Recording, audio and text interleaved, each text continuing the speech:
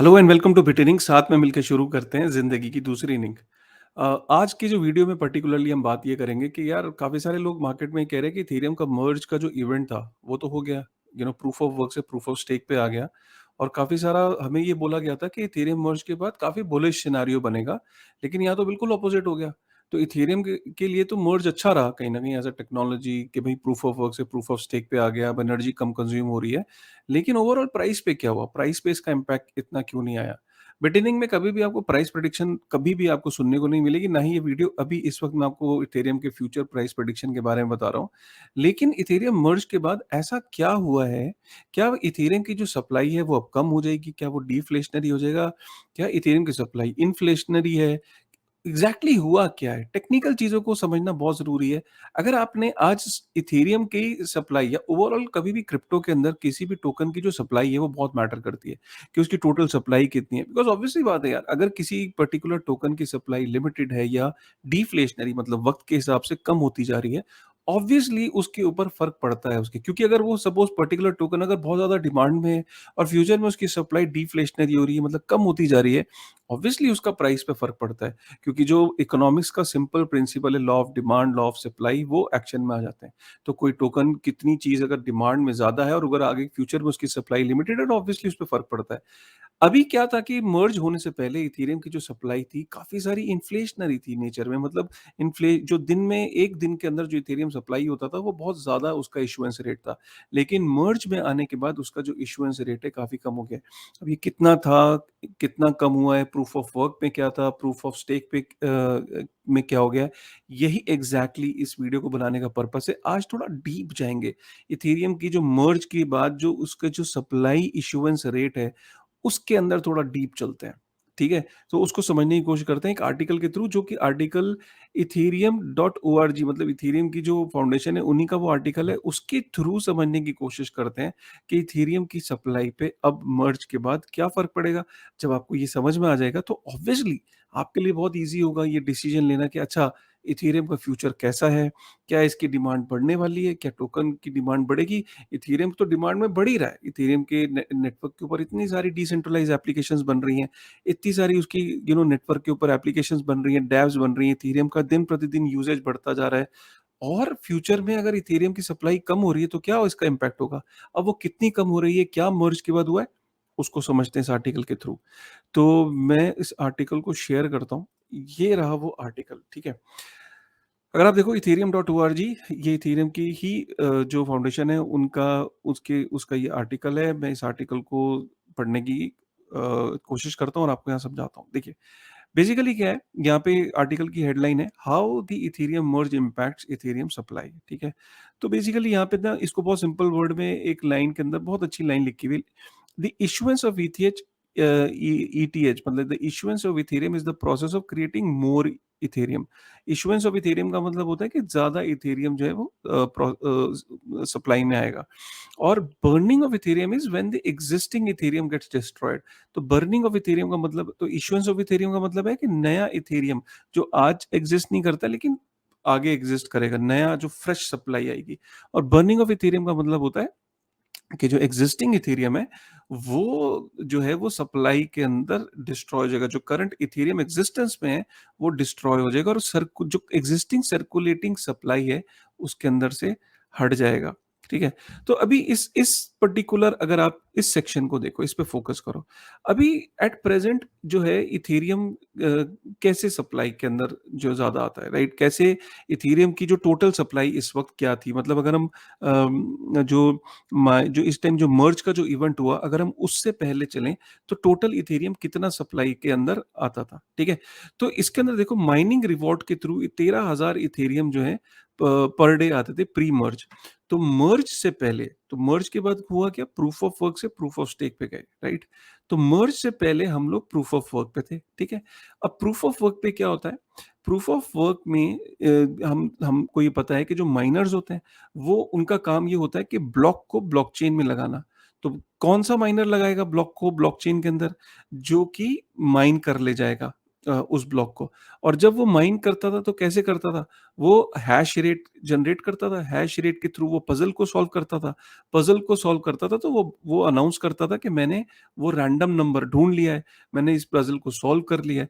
बाकी लोग सब मिलके चेक करते थे, जब चेक करते थे तो बदले में माइनर को रिवॉर्ड मिलता है, ठीक है? तो प्रूफ ऑफ वर्क पहले इथेरियम जो था अभी मर्ज के ब से पहले प्रूफ ऑफ वर्क पे था।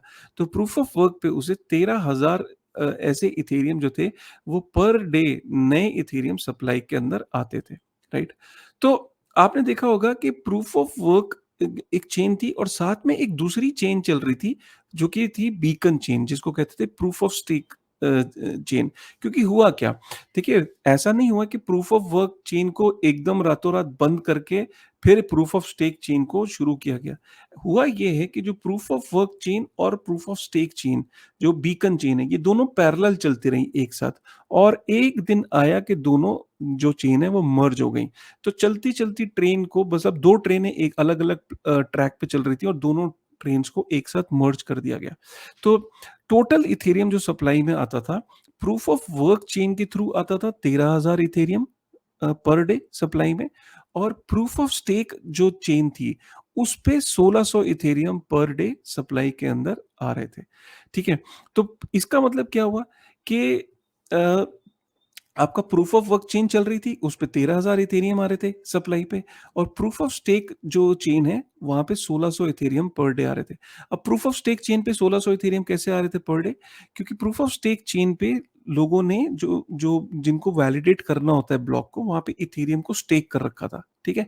तो जब इथेरियम को आपने स्टेक कर रखा है इतने सारे इथेरियम को, क्योंकि अगर आपको वहाँ पे वैलिडेटर बनना है, प्रूफ ऑफ स्टेक जैसे प्रूफ ऑफ वर्क में माइनर होते हैं, प्रूफ ऑफ स्टेक चेन पे जो होते हैं वो वैलिडेटर्स होते हैं।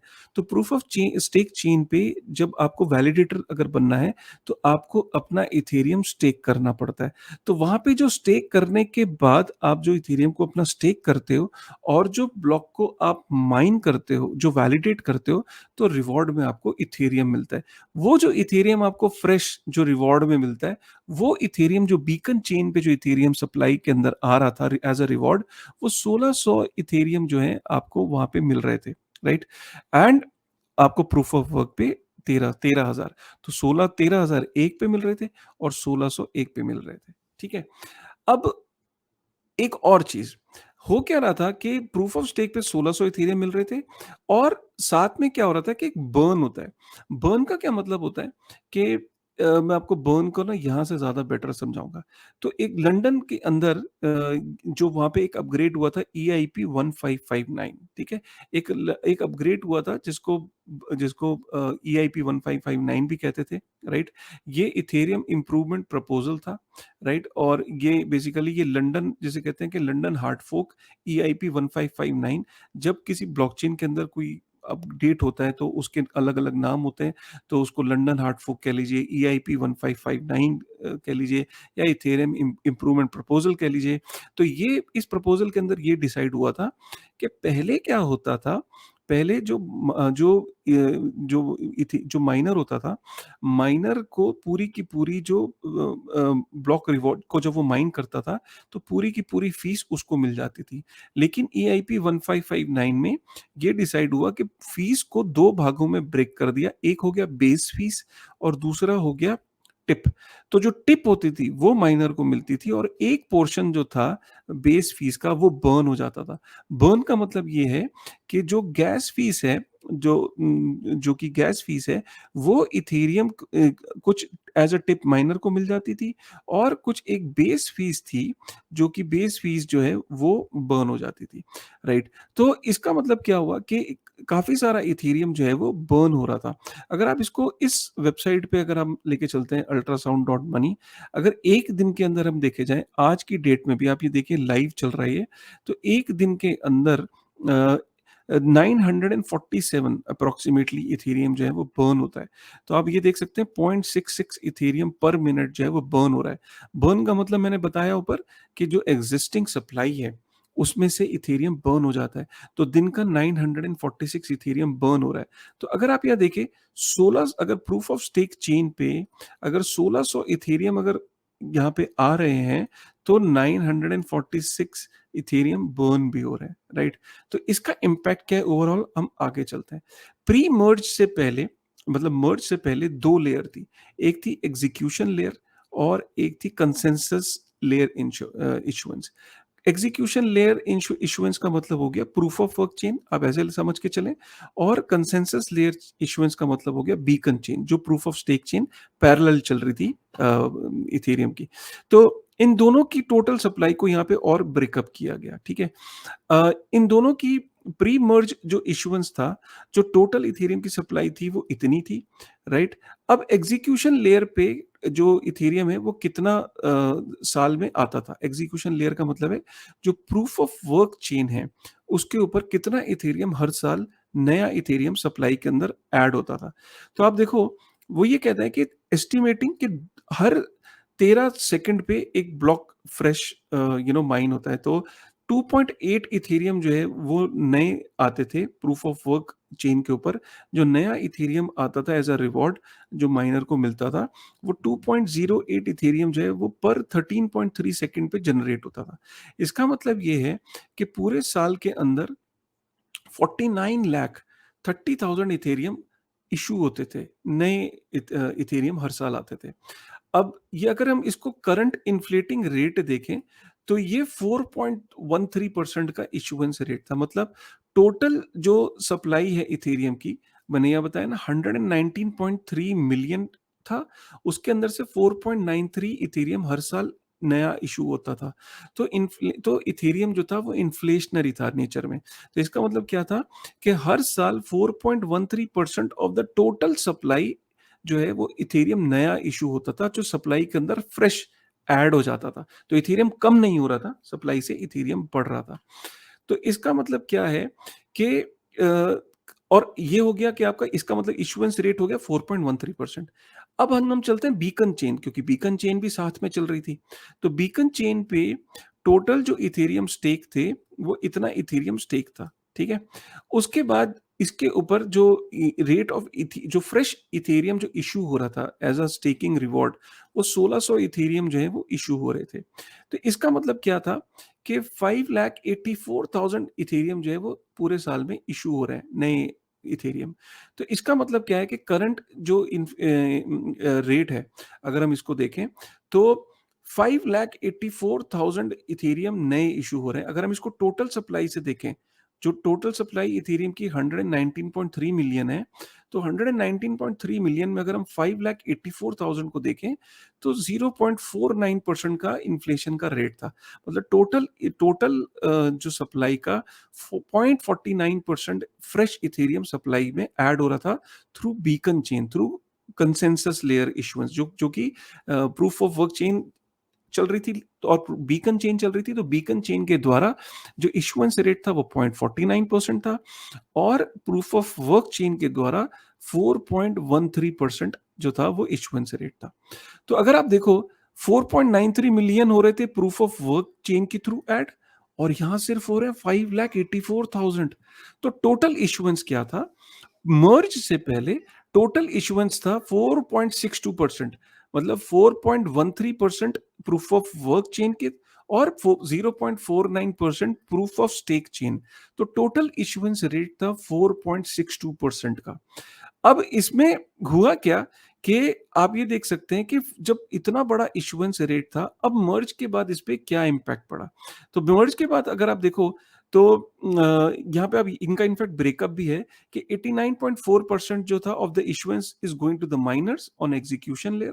मतलब ये जो जितना भी issuance proof of work chain पे हो रहा था, उसमें 90% जो था वो माइनर को जा रहा था, और यहाँ पे 10.6% is being issued to stakers.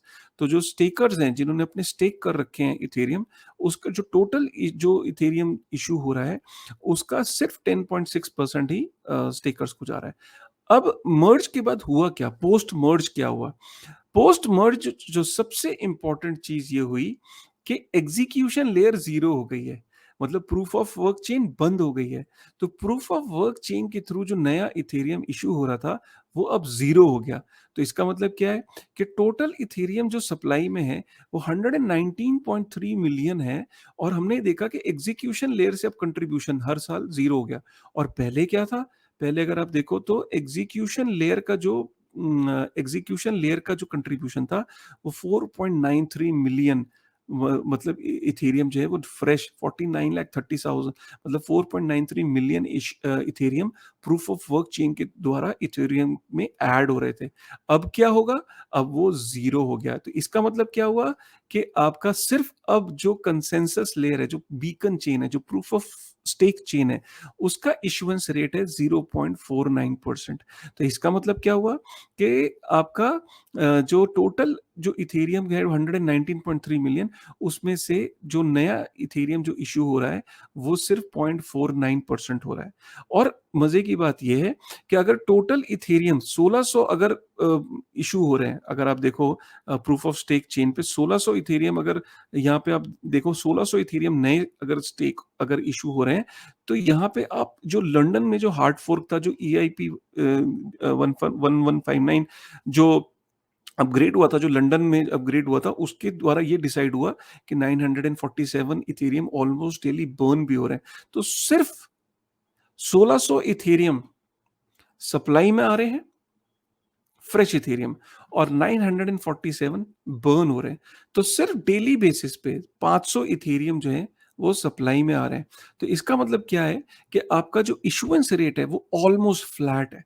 और जिस दिन, क्योंकि ये फ्लक्चुएट होता रहता है, ये इथेरियम का जो बर्न रेट है, जिस दिन ये इथेरियम का बर्न रेट आपका ये 947 सपोज 2000 हो गया या 1600 हो गया, तो उस दिन ज्यादा इथेरियम बर्न हो रहे होंगे।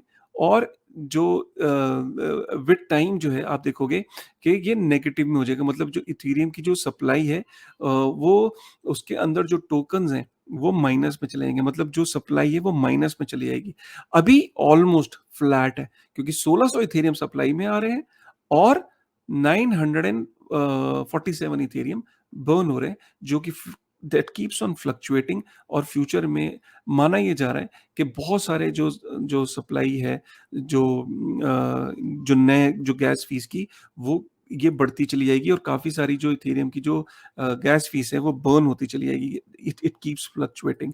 सो इसका मतलब क्या है कि आपका जो एग्जीक्यूशन लेयर थी वो ज़ीरो हो चुकी है, उसके द्वारा जो इथेरियम ऐड हो रहे थे वो ज़ीरो हो चुके हैं, और जो आपका प्रूफ ऑफ स्टेक चेन है उसके द्वारा जो इश्यूएंस है वो 1600, मतलब कहाँ पहले 5.9 मतलब आप सोचो पहले 4.93 मिलियन इथेरियम ऐड होते थे प्रूफ ऑफ वर्क चेन के द्वारा, अब वो गिर के सिर्फ 1600 इथेरियम ऐड हो रहे हैं, और उसमें से भी 947 इथेरियम बर्न हो रहा है। मात्र 500 इथेरियम जो है वो नए सप्लाई के अंदर ऐड हो रहा है।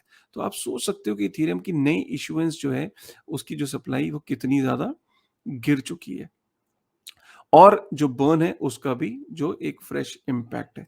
अब मैंने ये 18 मिनट के अंदर आपको पूरा डिटेल के अंदर proof of stake chain, proof of work chain, proof of work chain के द्वारा कितना एडिशन था, प्रूफ ऑफ स्टेक चेन के द्वारा कितना एडिशन हो रहा है इथेरियम का नया। तो अब आपको एक आकलन लग गया होगा कि अच्छा, इथेरियम का जो नेटवर्क है वो इतना बड़ा नेटवर्क, और उसके दिन प्रतिदिन उसके ऊपर डैप्स बनते जा रहे हैं, पूरा का पूरा NFT इकोसिस्टम उसके ऊपर बन रहा है, पूरा का पूरा ओपन सी का जो इकोसिस्टम है वो उस पे बन रहा है।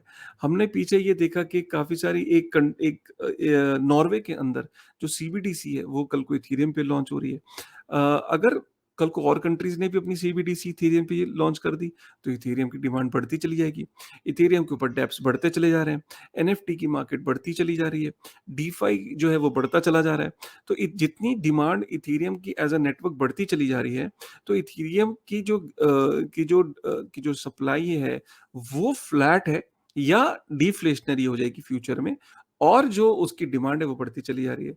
अब किसी बच्चे को भी अगर आप ये चीज बताओगे कि there is a more demand and less supply, so what is going to happen, that you have to decide. मेरा काम यहाँ पे ये था कि आपको टेक्नोलॉजी के बेस पे ले जाना कि इथेरियम मर्ज का एक्चुअली में क्या इंपैक्ट पड़ा इथेरियम पे। आई होप आपको ये वीडियो पसंद आया होगा, आई होप आपको ये डेप्थ में पसंद आया होगा। आई होप कि आपको ये रिपोर्ट पसंद आई होगी। पसंद आई ना यार? तो प्लीज़ इस वीडियो को ना कमेंट करिएगा, कमेंट करे बगैर मत जाइएगा कि आपको ये वीडियो समझ में आया, नहीं समझ में आया। प्लीज़ कमेंट करके जाइएगा। इस वीडियो के लिंक को ट्विटर पे अगर आप हैं, तो ट्विटर पे ज़रूर शेयर करिएगा। मुझे भी ट्विटर पे फॉलो कर सकते हैं। सब्सक्राइब करेगा, प्लीज़ लाइक करेगा, बेल आइकन प्रेस करेगा। फिर से एक डिटेल्ड वीडियो के अंदर आपसे फिर से मैं मिलूँगा। With this thought, thank you very much.